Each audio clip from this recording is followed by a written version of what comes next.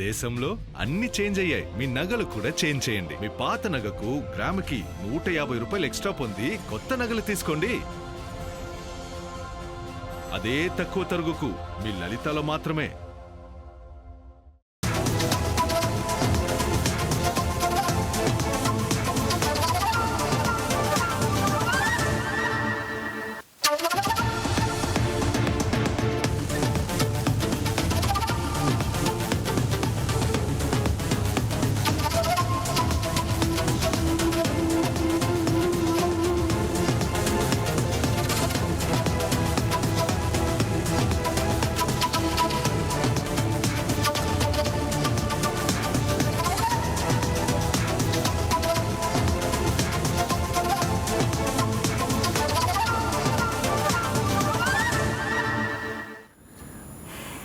కాపు ఉద్యమ నాయకుడు వైసీపీ నేత ముద్రగడ పద్మనాభం కన్నుమూశారు.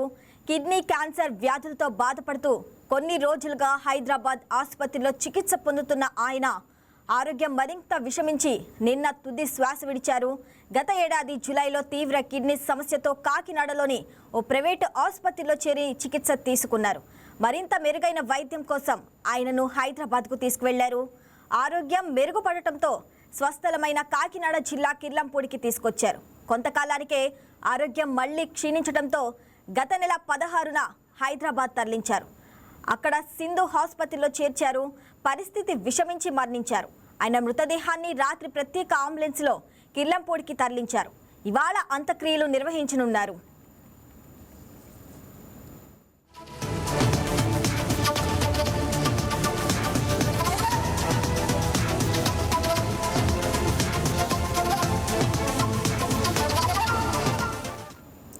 ఉమ్మడి తూర్పుగోదావరి జిల్లా కిర్లంపూడిలో 1953 జనవరి 22న ముద్రగడ జన్మించారు. ఈయన తండ్రి వీరరాఘవరావు 1962, 1967లో ప్రత్తిపాడు ఎమ్మెల్యేగా పనిచేశారు.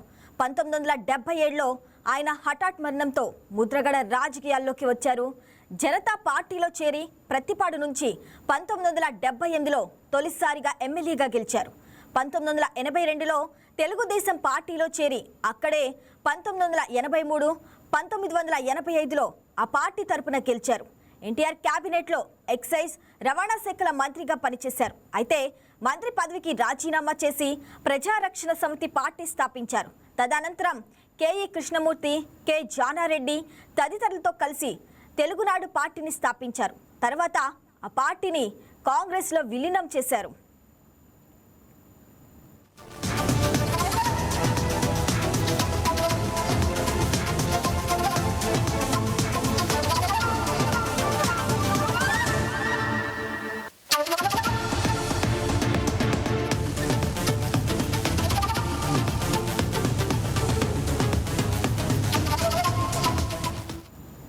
ముద్రగడ పద్మనాభం 1989లో ప్రత్తిపాడు నుంచి 4వ అసెంబ్లీకి ఎన్నికయ్యారు. మరి చెన్నారెడ్డి మంత్రివర్గంలో ఆయనకు చోటు దక్కింది. 1994లో ముద్రగడ తొలిసారి ఓడిపోయారు. అనంతరం ఆయన కాపునాడుతోనూ బీజేపీతోనూ అనుబంధం సాగించారు. 1999 ఎన్నికల ముందు తిరిగి టీడీపీలో చేరారు. ఆ ఎన్నికల్లో కాకినాడ నుంచి ఎంపీగా ఎన్నికయ్యారు. 2004 లోక్సభ ఎన్నికల్లో మాత్రం ఓడిపోయారు. తర్వాత రాజకీయాలకు కొన్నాళ్లు దూరంగా ఉండి 2008లో మరోసారి కాంగ్రెస్ తీర్థం పుచ్చుకున్నారు. 2009 వరకే ఆ పార్టీలో ఉన్నారు. 2009 అనంతరం క్రియాశీల రాజకీయాలకు దూరంగా ఉండిపోయిన ముద్రగడ 2024 అసెంబ్లీ ఎన్నికలకు కొన్ని నెలల ముందు వైసీపీలో చేరారు. పిఠాపురంలో వైసీపీ తరపున ఎన్నికల ప్రచారంలో పాల్గొన్నారు.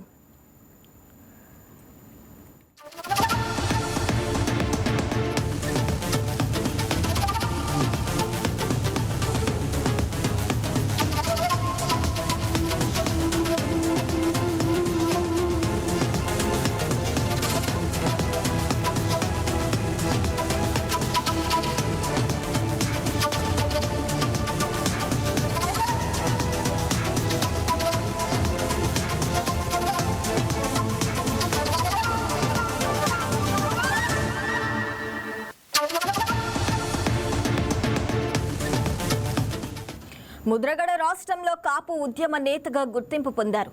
కాపు రిజర్వేషన్ల కోసం పోరాడారు. 1994లో నిరాహార దీక్ష చేపట్టారు. 2005లో పోలవరం నిర్వాసితుల కోసం తన ఇంట్లో ఆవరణ దీక్ష చేపట్టారు. 2014లో రాష్ట్ర విభజన తర్వాత జరిగిన ఎన్నికల్లో టీడీపీ గెలిచాక 2016లో జనవరిలో ముద్రగడ కాపు రిజర్వేషన్ల కోసం మరోసారి ఉద్యమం చేశారు. కాపు ఉద్యమానికి ప్రధాన ముఖ చిత్రంగా నిలిచిన ముద్రగడ పద్మనాభ మృతి పట్ల పలువురు రాజకీయ ప్రముఖులు సంతాపం వ్యక్తం చేశారు. ముద్రగడ పద్మనాభం ఆత్మకు శాంతి చేకూరాలని భగవంతుణ్ణి ప్రార్థించారు. ముద్రగడ కుటుంబానికి సోషల్ మీడియా వేదికగా ప్రగాఢ సానుభూతి తెలియజేశారు. మృతి చెందారు అన్న వార్త తెలిసి నాకెంతో బాధ అనిపించింది. 1988 నుంచి ఒక 4 సంవత్సరాల పాటు నేను కాకినాడలో ఉన్నప్పుడు ఎంతో సన్నిహితంగా ఉండేవాళ్ళం. ఆయన 25వ ఏట జనతా పార్టీ తరఫున మొట్టమొదటిసారిగా ఎమ్మెల్యే అయ్యారు. ఆయన చెప్పేవారు, 25 నిండిన వెంటనే నేను ఈ రాజకీయాల్లోకి రావటం జరిగిందని. 4 సార్లు ఎమ్మెల్యేగా, ఒకసారి ఎంపీగా, మరి 3 చీఫ్ మినిస్టర్స్ దగ్గర మంత్రిగా, ఎప్పుడూ కూడా ఎంతో నిజాయితీగా గడిపిన, రాజకీయం చేసిన మంచి వ్యక్తి పద్మనాభం గారు. ఆయన ప్రేమ ఒక్కొక్కసారి తట్టుకోవటం కూడా చాలా కష్టం. ఎందుకంటే ఆయన అభిమానం ఎప్పుడు కూడా గుర్తుకొస్తూ ఉంటుంది. అంటే ఈ సందర్భంగా గుర్తు తెచ్చుకునేది, వారు పెట్టింది అంటే మా గోదావరి జిల్లాలో ఆతిథ్యానికి కొంచెం పెట్టింది పేరు. ఆయన పెట్టినంత తినకపోతే కూడా ప్రేమతో అలిగే ఎంతో సునిశ్చిత స్వభావి ముద్రగడ పద్మనాభం గారు. డెఫినెట్గా రాష్ట్ర రాజకీయాలకు ఈరోజు ఎందరో పాత తరం రాజకీయ నాయకులు అందరికీ కూడా ముద్రగడ పద్మనాభం గారి మృతి తీరని లోటు. శ్రీ ముద్రగడ పద్మనాభం గారికి శ్రద్ధాంజలి ఘటిస్తూ వారి కుటుంబ సభ్యులందరికీ నా ప్రగాఢ సానుభూతిని తెలియజేస్తున్నాను. శ్రీ ముద్రగడ పద్మనాభం గారు 1978లో జనతా పార్టీ తరపున నామినేషన్ వేయించడం, కరెక్ట్గా వారికి ఆ రోజుకే 25 సంవత్సరాలు పూర్తి కావడం. ఆ విధంగా రాజకీయాల్లో ప్రవేశించిన అనంతరం వారు కాంగ్రెస్ పార్టీలో చేరడం, అదేవిధంగా ఎన్టీ రామారావు గారు పార్టీ ఏర్పాటు చేసినప్పుడు ఎన్టీ రామారావు గారు పార్టీలో చేరి అందులో మంత్రిగా ఉంటూ అనంతరం మరలా వారు కాంగ్రెస్లో ప్రవేశించడం జరిగింది. ఈ మధ్యకాలంలో వారు కాపుల్ని బీసీలో పెట్టాలని రాష్ట్ర వ్యాప్తంగా అనేక సందర్భాల్లో వారు అనుచరులతో యాత్ర చేయడం, కొద్దికాలం వారు నిరాహార దీక్ష చేయడం, అదేవిధంగా నిరాహార దీక్ష కూడా అనేకమైన సందర్భాల్లో ప్రజలను ఆకర్షించే విధంగా వారు పెద్ద ఎత్తున నిరాహార దీక్షలు చేశారు. ఈ విధంగా ఆయన రాజకీయ జీవితంలో అనేకమైన మలుపులు, పట్టుదలకి మారుపేరు శ్రీ ముద్రగడ పద్మనాభం గారు. ఆయన అనుకున్నది చేయడానికి ఎవరినైనా సరే ఆయన వ్యతిరేకించేటువంటి స్వభావం. నేను మంత్రివర్గంలో ఉండనని కుర్చీ తన్ని ఎంత పెద్ద వ్యక్తినైనా సరే ఆయన అలాంటి స్వభావాన్ని ప్రదర్శించే వ్యక్తి. రాజకీయాల్లో ఆయన అనేక ఒడుదుడుకుల్ని ఎదుర్కోవడం, ఫైనల్గా ఆయన వైసీపీలో చేరడం, ఆ విధంగా ఆరోగ్యంలో వారికి ఇబ్బందులు, దాన్ని ఎవరు కూడా ఆయన అభిమానించే వాళ్ళు తట్టుకోలేనటువంటి పరిస్థితి. ఈవేళ ఆయన మరణం ఆంధ్ర రాష్ట్రానికి తీవ్రమైనటువంటి నష్టంగా నేను భావిస్తున్నాను. దీనికి సంబంధించి మరింత సమాచారం మా కరెస్పాండెంట్ వర్మ అందిస్తారు. వర్మ, చెప్పండి. కాపు ఉద్యమ నేత ముద్రగడ పద్మనాభం అయితే తుది శ్వాస విడిచారు. ఈరోజు అయితే కిర్లంపూడిలో అంత్యక్రియలు జరగబోతున్నాయి. అసలు ఏ టైంకి అంత్యక్రియలు జరుగుతాయి? మార్నింగ్ శ్రావణి. కాపు ఉద్యమ నేత, మాజీ మంత్రి, వైసీపీ నాయకుడు ముద్రగడ పద్మనాభం 73 సంవత్సరాల వయసులో ప్రస్తుతం నిన్న సాయంత్రం అయితే కన్నుమూశారు. కొంతకాలంగా మూత్రపిండాల సమస్యతో బాధపడుతున్నటువంటి ఆయన గత నెల 16న హైదరాబాద్ లోనే ఒక ప్రైవేట్ ఆసుపత్రిలో చికిత్స కోసం జాయిన్ అయ్యారు. పరిస్థితి విషమంగా ఉండడంతో వైద్యులు సిఆర్టీటీ సాయంతో చికిత్స అయితే గడిచిన 10 రోజుల నుంచి కూడా అందిస్తూ ఉన్నారు. మరుసటి రోజు కుటుంబ సభ్యులు వేరే ప్రైవేట్ ఆసుపత్రులు కూడా తరలించి ప్రస్తుతం అక్కడ చికిత్స అందిస్తున్న నేపథ్యంలో ప్రస్తుతం అక్కడ చికిత్స పొందుతూ నిన్న ఈ ప్రోస్టేట్ తో పాటు కిడ్నీలు, శ్వాసకోశ సంబంధంతో బాధలు ఎక్కువగా ఉండడం, డయాలసిస్, ఇతర సమస్యల కారణంగా పూర్తిగా కూడా అవి విషమించి నిన్న అయితే ఆయన మృతి చెందడం జరిగింది. నిన్న సాయంత్రం 6:30 ప్రాంతంలో ఆయన మృతి చెందినట్లుగా ఆ కుటుంబ సభ్యులైతే ప్రకటించడం జరిగింది.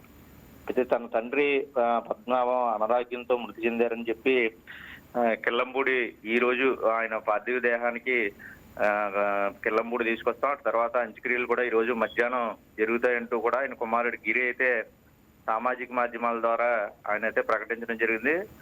ముద్రగడ మరణ వార్తలకు సంబంధించి ఉమ్మడి తూర్పుగోదావరి జిల్లాలో ప్రస్తుతం విషాద ఛాయలు అలుముకున్నాయనే చెప్పాలి. పూర్తిగా కూడా ముద్రగడ పద్మనాభం 1953 జనవరి 22న కాకినాడ జిల్లా కిర్లంపూడిలో జన్మించారు. 1967లో ఈయన అప్పుడు మెట్రికులేషన్ పూర్తి చేయడం జరిగింది. భార్య పద్మావతి, కుమారులు 2, అలాగే కుమార్తె ఈయనకి ఉన్నారు. పూర్తిగా కూడా ముద్రగడ పద్మనాభం తండ్రి వీరరాఘవరావు పత్తిపాడు నియోజకవర్గం నుంచి 1962, 67లో కూడా స్వతంత్ర అభ్యర్థిగా పోటీ చేసి శాసనసభ్యుగా గెలుపొందారు. 1977లో తన తండ్రి ఆకస్మిక మరణంతో కుటుంబానికి సన్నిధులైన అప్పటి నుంచి పూర్తిగా కూడా రాజకీయాల్లోకి ముద్రగడ జనతా పార్టీ తరఫున పోటీ చేయడం, రాజకీయాల్లోకి రావడం జరిగింది. అప్పటికి 25 సంవత్సరాలు ఉన్నటువంటి ముద్రగడ పద్మనాభం అప్పటికి పిన్న వయస్కుడిగా కూడా గుర్తింపు పొందారు. పసిపాటి నుంచి 79లో జనతా పార్టీ నుంచి పోటీ చేసి, అలాగే 1983, 85లో కూడా టీడీపీ తరఫున పోటీ చేసి ఎమ్మెల్యేగా విజయం సాధించారు.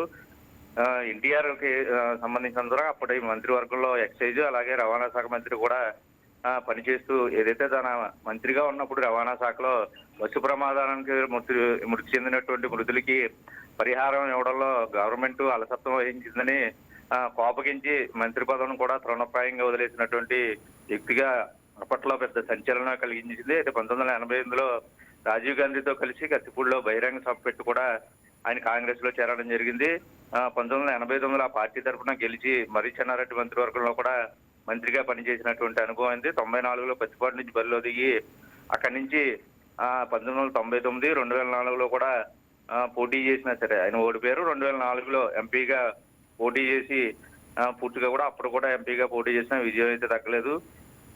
2009లో ఏదైతే పిఠాపురం అసెంబ్లీ స్థానం నుంచి కాంగ్రెస్ అభ్యర్థిగా పోటీ చేశారో అప్పుడు కూడా ఓడిపోయిన పరిస్థితులు అవుతున్నాయి. అయితే 2014లో పత్తిపాటి నుంచి స్వతంత్ర అభ్యర్థిగా పోటీ చేసి అప్పుడు కూడా విజయం సాధించలేని పరిస్థితులు, ఎన్నికలకు దూరంగా ఉన్నారు. తర్వాత 2024లో ఎన్నికలకు ముందు వైసీపీలో అయితే చేరాల్సింది. ఆయన చిన్న కుమారుడు ప్రస్తుతం గిరిబాబు పత్తిపాటి నియోజకవర్గ వైసీపీ ఇన్ఛార్జిగా అయితే ప్రస్తుతం కొనసాగుతున్నారు. ఆమె కుమార్తె క్రాంతి, బార్లమూడి క్రాంతి జనసేన పార్టీలో కీలకంగా వ్యవహరిస్తున్న పరిస్థితి. జైన్ ముద్రగడ పద్మనాభం కాపుల రిజర్వేషన్లని, ముఖ్యంగా కాపులను బీసీలో చేర్చాలంటూ కూడా 7 సార్లు ఆమరణ నిరాహార దీక్ష చేసిన పరిస్థితులు. 2016లో తుని వేదికగా కాపు ఐక్య గర్జన సభ కూడా జరిగింది. ఆ సందర్భంగా అక్కడ చోటు చేసుకున్నటువంటి రైలు దహనం ఘటన కూడా రాష్ట్రంలో సంచలనం కూడా కలిగించింది. అయితే ముద్రగడ పద్మనాభం పట్ల గవర్నరు, సీఎం, అలాగే ఉప ముఖ్యమంత్రి పవన్ కళ్యాణ్ పూర్తిగా కూడా ఈ ప్రముఖులు అందరూ కూడా సంతాపం వ్యక్తం చేసిన పరిస్థితులు అయితే ఉన్నాయి. ఈ రోజు మధ్యాహ్నం సీఎం చంద్రబాబు ఇప్పటికే దీనికి సంబంధించినంత వరకు తొలుత అధికారుల అంచనాలతో చేయాలని భావించిన కుటుంబ సభ్యులు నిరాకరించడంతో ప్రస్తుతం కిల్లంపూడి తన స్వగ్రామంలోనే పూర్తిగా కూడా అంత్యక్రియలు నిర్వహించేందుకు కుటుంబ సభ్యులు ఏర్పాట్లు చేశారు. అయితే మాజీ సీఎం వైఎస్ జగన్ ఈ అంత్యక్రియల్లో పాల్గొనడానికి మధ్యాహ్నం అక్కడికి వెయిట్ చేస్తున్నారు. హెలికాప్టర్లు ఏదైతే భీమవరంలో ఆక్వా రైతుల సమావేశం అనంతరం మధ్యాహ్నం 1 గంట ప్రాంతానికి జగ్గంపేట హెలికాప్టర్లో వచ్చి అక్కడి నుంచి కిల్లంపూడి రోడ్డు మార్గంగా వచ్చి ఈ అంత్యక్రియలు అయితే పాల్గొంటారని కుటుంబ సభ్యులు కూడా ప్రకటించిన నేపథ్యంలో అయితే మహోన్నతమైన వ్యక్తి, పట్టు వదలని విక్రమార్కుడు అనేటువంటి పేరున్నటువంటి ముద్రగడ పద్మనాభం తన నమ్మిన సిద్ధాంతాల కోసం ఎంత దూరమైనా వెళ్ళేటటువంటి పరిస్థితి. పవన్ కళ్యాణ్ పిఠాపురంలో ఓడిస్తాను, ఒకవేళ ఓడించకపోతే తన పేరు ముద్రగడ పద్మనాభరెడ్డిగా మార్చుకుంటానని సవాల్ విసిరి గెజిట్ నోటిఫికేషన్ ఇచ్చి మరీ ముద్రగడ పద్మనాభరెడ్డిగా పేరు మార్చుకున్నటువంటి ఈ ముద్రగడ పద్మనాభం రాష్ట్ర రాజకీయాల్లోనే కాదు దేశ రాజకీయాలకి ఒక ఆదర్శమూర్తిగా అంటూ కూడా ప్రస్తుతం ఆయన అభిమానులు అయితేనో రాజకీయ నాయకులు ప్రస్తుతం విశ్లేషకులు చెప్తున్న పరిస్థితి అయితే ఉంది. అయితే ఎంత నిజాయితీగా నిరాడంబరంగా ఉన్న వ్యక్తి ప్రస్తుతం ఆయన లేరు అన్న మాటను జీర్ణించుకోలేకపోతున్నాం పుట్టుకో కూడా అంటూ వాళ్ళు ఆవేదన వ్యక్తం చేస్తున్న పరిస్థితులు అయితేనే. అయితే కుటుంబ సభ్యులు కి పెద్ద దిక్కుగా ఉన్నటువంటి కాపు నాయకులందరికీ కూడా ఉద్యమ సమయంలో వచ్చు కాపు బీసీలో చేర్చాలంటూ ఆయన తీసుకున్నటువంటి స్టాండ్ అయితే ఏదో ఉందో అటు తర్వాత ఎవరో కూడా పాత్ర పోషించలేని పరిస్థితిలో ప్రస్తుతం కాపు ఉద్యమం అన్నది నీరు గారిపోయింది. ఆయన ఉన్నంత కాలం ఖచ్చితంగా, ఎందుకంటే గతంలో వైఎస్ జగన్ కూడా కాపులను బీసీల్లో చేర్చడం కుదరదు అని కూడా స్వయంగా ప్రకటించినా సరే 2024లో ఆ పార్టీకి మద్దతు ఇచ్చినటువంటి వ్యక్తిగా, అంటే నమ్మిన వ్యక్తిని పూర్తిగా కూడా ఆయన వెంట నడిచేటటువంటి తత్వం కలిగిన వేసి తాను నమ్మిన సిద్ధాంతాల కోసం ఎడతగిన పోరాటం చేసే మహోన్నత వ్యక్తిగా ఆయన కొడియాడుతుంటారు. రాజకీయంగా ఆయనతో చాలా మందితో విభేదాలు ఉన్నా సరే వ్యక్తిగతంగా ముద్రగడ పద్మనాభానికి ప్రతి ఒక్కరూ ఆయన ఇష్టపడేటటువంటి తత్వం నేపథ్యంలో ప్రస్తుతం పెద్ద పెట్టిన ఇప్పటికే చాలా మంది అభిమానులు అవ్వచ్చు, స్థానికంగా ఉన్న నేతలు అవ్వచ్చు, కుటుంబంలో ఉన్నటువంటి వాళ్ళు బంధువులు అవ్వచ్చు, పుట్టుగా కూడా ముద్రగడ పద్మనాభానికి ఇంటికి ఒక్కొక్కరు వస్తూ ఉన్నారు, సంతాపం ప్రకటిస్తున్న పరిస్థితి ఉంది. అయితే ఈ రోజు మధ్యాహ్నం 1 గంట తర్వాత అంత్యక్రియలు నిర్వహిస్తారని కుటుంబ సభ్యులు అయితే చెప్తున్న పరిస్థితి. ఏదైనా రాష్ట్ర రాజకీయ చరిత్రలో ఒక కాపు ఉద్యమానికి సంబంధించి కావచ్చు, లేదంటే ఉద్యమాలు పోరాటాలు చేసేటటువంటి యోధుడు ఒక చరిత్ర ఘట్టం ఎప్పటితో ముగిసిందంటూ కూడా పలువురు సంతాపం వ్యక్తం చేస్తున్న పరిస్థితులు అయితే ఉన్నాయి. Shravani. Right Varma, thanks for the updates.